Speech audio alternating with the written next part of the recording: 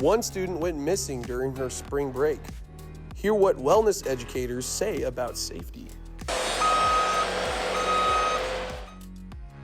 A multi-million-dollar renovation continues on campus. I'm just ready for them to see what it looks like when it's done. Hear how students will benefit from the expansion. Imagine a wooden school and outdoor barns to be classrooms. For one junior high, find out how that dream will soon become a reality. UATV starts now.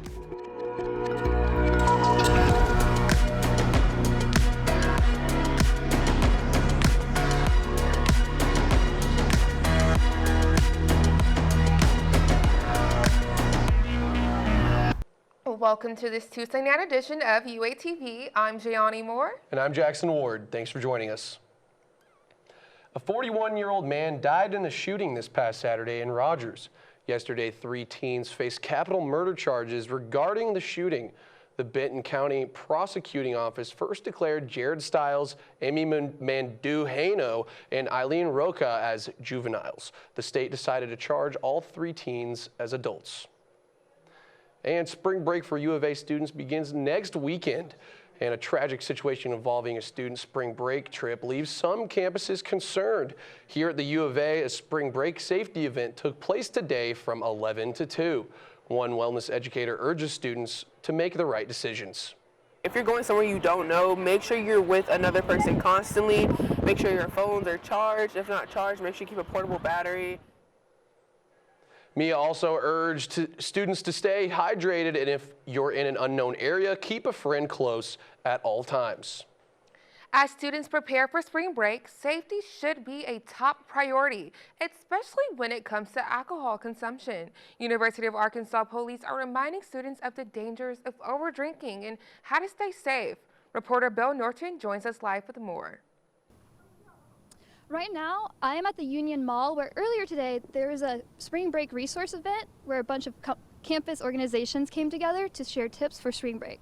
And while UAPD was not here today, I did speak to them separately about one of the biggest risks for a spring break vacation.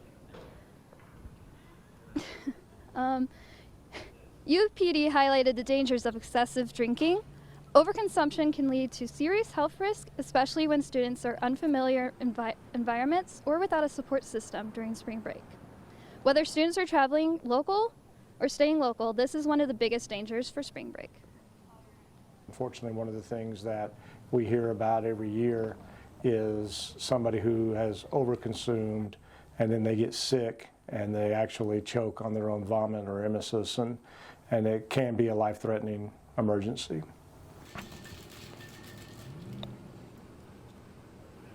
To avoid dangerous situations, police recommend to drink responsibly, stay with your friends, and know your limits. They also stress the importance of knowing the laws in your travel destination to avoid legal trouble.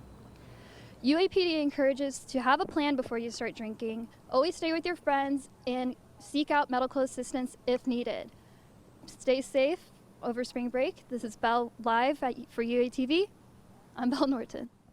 If you're planning to drink over spring break, make sure you have a plan in place and look out for each other. The 6th floor of the Arkansas Union underwent major renovations. Officials will host the grand reopening on Wednesday, March 12th from 1 to 3 p.m. This update offers new conference rooms, expanded lounge areas, and a modern kitchenette. University administration encourages students, faculty, and staff to attend the reopening. Last summer, the UREC began a $24 million renovation to expand their hyper workout facility. The extension adds 13,000 expanded square feet of fitness space. Students and faculty will also enjoy new functional training areas, updated fitness equipment, and new windows. The marketing coordinator for the UREC anticipates these upgrades will benefit student life. I'm just excited to say that it's coming in fall 2025. We're ready for that. I'm just ready for them to see what it looks like when it's done. And as construction continues, UREC staff hope these expansions will encourage more students to use the hyper. Design plans for a new junior high have been revealed. The project plans to bring a sustainable and educational building to Fayetteville.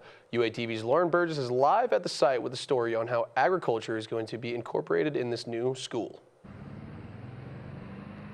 I'm standing off the corner of Joyce Boulevard and Crossover Road, and behind me is a 27-acre site that will be the new home of a new school. Moda Studio, an architecture firm based in Fayetteville, just revealed the designs of this new campus. This site used to be an old farm, but was recently bought off the market for this project.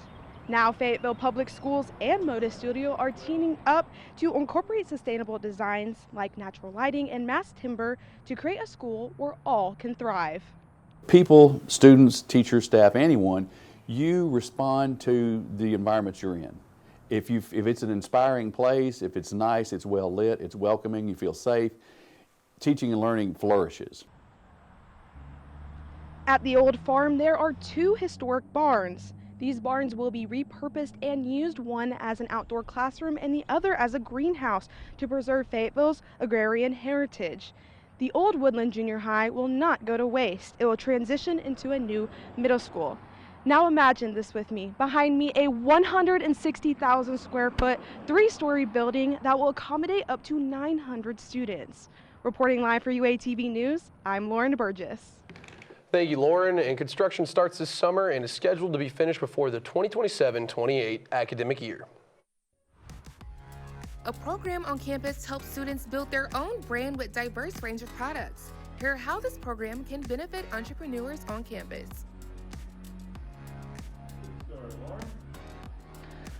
Find out how the university supports students looking to become brewers. All of this and more after the break.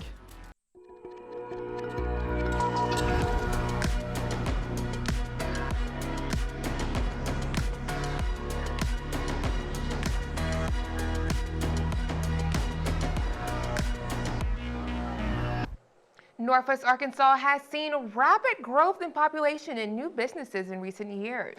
Fayetteville Public Library is stepping up to offer the resources that new entrepreneurs need to blossom. UATV's Chloe Marlett has the story. I'm currently standing outside the Center of Innovation here at Fayetteville Public Library, where a 3D printing class is happening behind me. And this technology is new and exciting, but it is only one of the many skills and assets being offered by a unique program here at the library. This is now the 3rd year of From Makers to Market, a 12-week program geared towards micro-entrepreneurs that offers workshops on marketing, brand development, and product prototyping, as well as professional advice on funding and the legal aspects of starting a new business. Participants are selected from a diverse range of applicants and offer a wide array of ideas, services, and products with their new businesses. Northwest Arkansas is just the place for entrepreneurs, whether that's full-time entrepreneurs, part-time entrepreneurs, people just wanting to do a little side gig business or start their own business from the bottom. We definitely help with that, and it's been beautiful. In addition to full access to the fabrications, 3D printing, and robotics lab at the Center for Innovation, participants who complete at least 72 hours by the end of their 12 weeks will receive a $500 stipend to help kickstart their new business. Classes for the From Makers to Market program will wrap up in April, and members of the Spring 2025 cohort will have the chance to show off their product and their progress at the Makers Market this September. For UATV News, I'm Chloe Marlatt. Workshops and resources at the Center of Innovation are available and open for members of the public with a library card. Fayetteville Animal Services will host their 12th annual Dixon Street Pup Crawl. The Potty themed event takes place on the afternoon of April 26th from 2 to 6. Registration costs $40 for you and your pup to attend and includes a t-shirt, a bandana, and access to participating bars. All proceeds directly benefit the Fayetteville Animal Services. A program on campus is perfecting how to make more than a refreshing beverage. Food Science offers a unique experience for students to gain hand-on experience with brewing. Ali Tajani is live at the Food Science building with more. Thanks, Jackson. I'm here in the Brewing Lab in the Food Sciences building where university students can learn and become certified in brewing through the Certificate Program of Brewing Science. The 15-hour course exposes students to all aspects of the brewing process and its intricacies. Students in the program experiment with different brewing styles and flavor profiles. Once brewing is complete, students run a number of tests on their products, breaking down chemical makeup and aromatics, which all impact flavor. The program has relationships with local farms to source ingredients, taking advantage of all Northwest Arkansas has to offer. Arkansas is in a really interesting place in the market where we have one of the largest raw materials grown here in the state. We also have a growing industry. A lot of other schools that have programs like this are in more mature markets where there aren't quite as many jobs. The brewing program partners with local breweries as well as some of the giants like Anheuser-Busch, giving students views from all perspectives. The program consists of 15 active students, 5 graduate students, and 3 doctoral students getting their degree in brewing science. So next time you take a drink, don't just enjoy the taste, but think about all the science that goes behind it. Reporting live from the Brewing Lab, I'm Ali Tajani. Thanks, Ollie. Students do not need to be in a certificate program to take a brewing course. ASG elections close tomorrow. Cast your vote for people that you think will be able to carry out the things that you want to see done on this campus. Find out how your vote matters. One sorority on campus works to raise awareness for philanthropy. Is to raise money for the Zeta Tau Alpha Foundation. Stick around to hear how these funds will support research grants for breast cancer.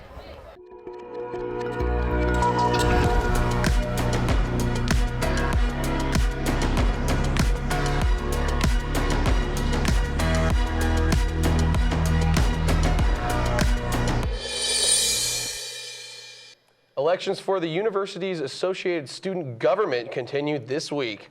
While the executive officer election remains uncontested for the Amplify campaign, voters will also cast their voices on 2 proposed referendums and a list of possible senators. The ASG works year-round to enhance the relationship between students and administration.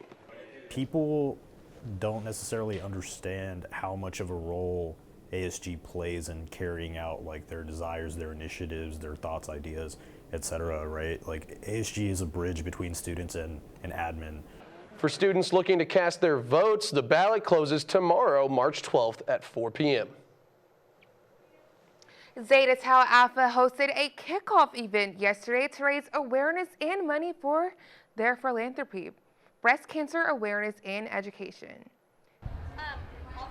King of Pink, hosted by the sorority at Chapter's House, held several activities for members of all of Greek life to attend. Each president from all 10 fraternities on campus participated in Pie a President at the event. One student in charge of the event feels that events like this one can help support research that studies breast cancer. Our main goal is to raise money for the Zeta Tau Alpha Foundation, which funds a lot of research grants related to breast cancer, especially in the areas of AI and early detection and utilizing it in that. That's one of my favorite research grants that we're funding right now. Catherine hopes that these events can help remind everyone what Zeta Tau Alpha supports and how people can educate themselves about breast cancer. The Office of International Students and Scholars will host an international experience event here at the university. The Cultural Immersion program will take place at the Arkansas Union Theater. Students can attend this upcoming Saturday afternoon from 2 to 5. Students interested in attending must register online through their HogSync portal. The Distinguished Lecturers Committee and ASG welcome Hunter and Tara Davis Woodhall to Fayetteville. The married athletes both won gold in their respective events in the 2024 Olympic and Paralympic Games. Their lecture will take place next Wednesday, March 19th at the Fayetteville Town Center. Although tickets remain free, attendees must register beforehand. We've got breaking news for Arkansas women's basketball, plus a preview of tomorrow's matchup for men's basketball, and a Razorback baseball star earns national recognition. If you want to hear all your Arkansas athletic news, stick around because UATV Sports starts after the break.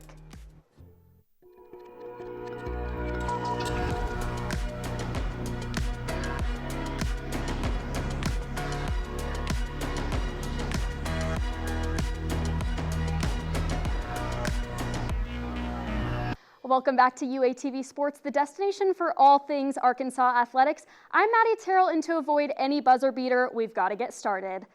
Starting out tonight with some breaking news for Arkansas women's basketball, Mike Neighbors has stepped down from his role as head coach as of this afternoon.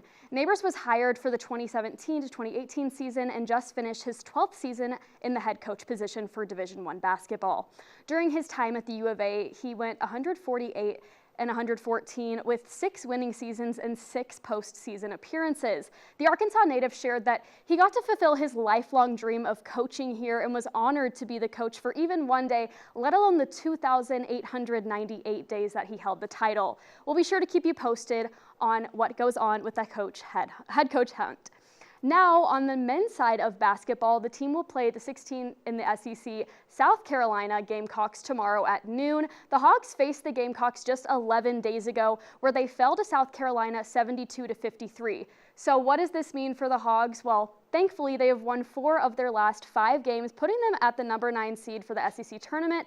Last year, the Gamecocks ended the Hogs season in the second round of the tournament, so they do not need to repeat history this year. And with Coach Calipari, I'm hopeful that it won't happen. Coach Cal is 24-8 in the SEC tournament as a head coach. That's a 75% conference tournament as head coach, and he has led teams to the SEC tournament title in 2010, 2011, 2015, and beyond.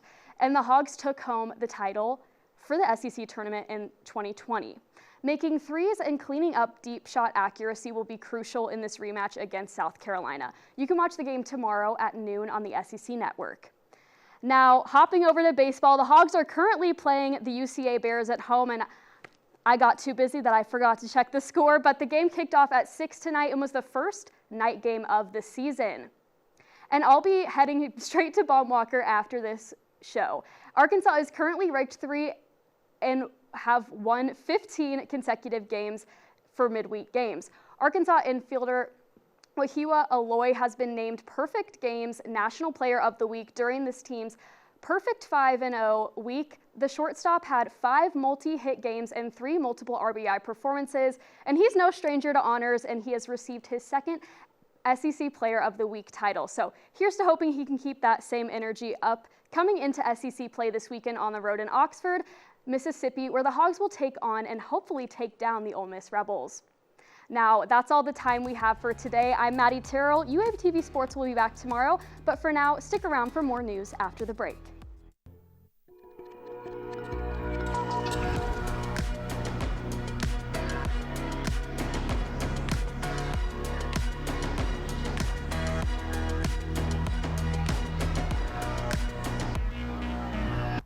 Although it's almost 7, students can still take advantage of a 1-hour dance. Till 8 tonight, the UARK Ballroom Dance Club hosts Dancing with the Hogs. The event takes place in the Verizon Ballroom, offering free food to guests. And that's unfortunately all the time we have left today for UATV's News Brief. Thanks for joining us. My name is Jackson Ward. And I'm Jayani Moore. Thank you all so much for joining us.